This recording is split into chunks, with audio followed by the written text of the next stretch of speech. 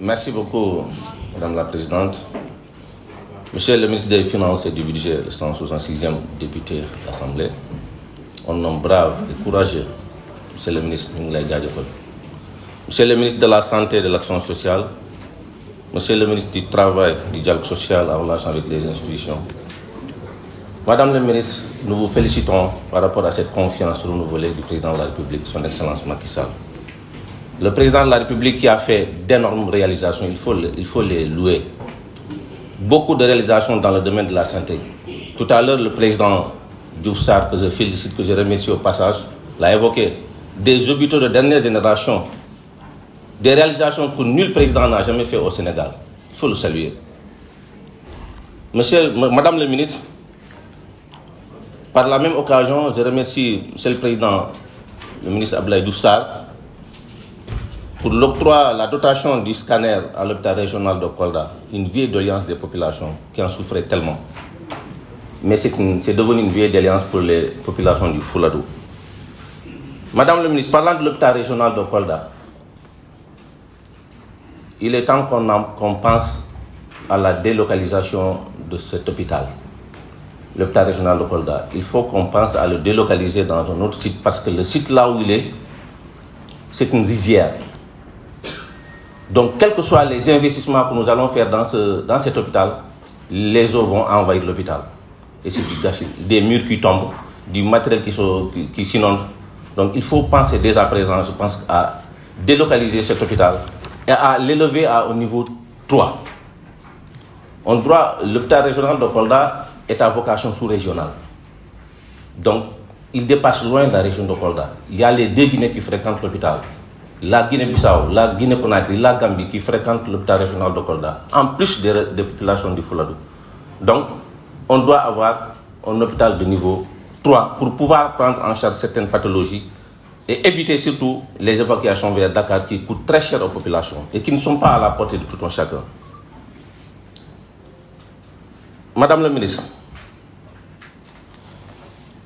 j'ai tout à l'heure parlé de l'hôpital régional. Et je vais parler du centre de santé de Kolda, où il faut penser à la construction d'un bloc solide, les soins obstétrico-néonataux d'urgence au centre de santé de Kolda. Il n'y a pas de bloc. La construction aussi d'une banque de sang au centre de santé de Kolda. Il y a une seule banque de sang, c'est au niveau de l'hôpital régional. Ça pose problème. Autoriser le centre régional de formation de santé de Kolda à former les infirmiers d'État et les sages-femmes d'État. Par rapport aux constructions et équipements des postes de santé, il y a de nouveaux postes qui sont érigés. Le poste de santé de Ngoki, Djankankunda, Sare Dembayel, Kampisa, Salamata, Kosanke, Medina Alpha Sadou, Bantankuntu Mande, Temanto Samba, Afia, dans le Dioulakolon, c'est des postes de santé qui sont créés, mais pour l'instant, ça n'a pas été construit ni équipé.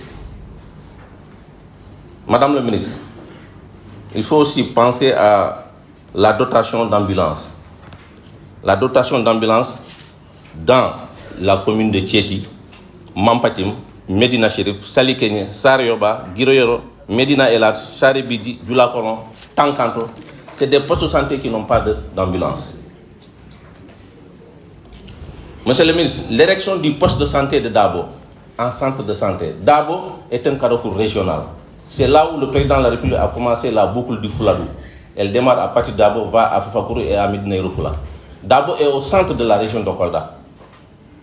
Et de là aussi, on est à une trentaine de kilomètres de la Guinée-Bissau, vers la commune de Kumbakara. Donc, le poste de santé de Dabo, vraiment, nous prions que ça soit érigé en un centre de santé de niveau 2. Enfin, monsieur le ministre de la Santé, il y a un quartier dans Dabo appelé Temanto Djité. Les populations de la diaspora sont prêtes. Ils ont mobilisé tous les moyens. Ils ont mobilisé tout le matériel. Ils ont mobilisé tous les moyens, tous les matériels afin d'avoir un poste de santé à Temanto Djité. Donc permettez-nous d'avoir ce poste de santé et que les populations de la diaspora et la mairie sont prêtes à construire. Merci, monsieur le ministre. Merci beaucoup, chers collègues. La parole est à l'honorable président Mamadou Ribaïl Diallo et la présidente Fatou Bey se prépare. Merci, madame.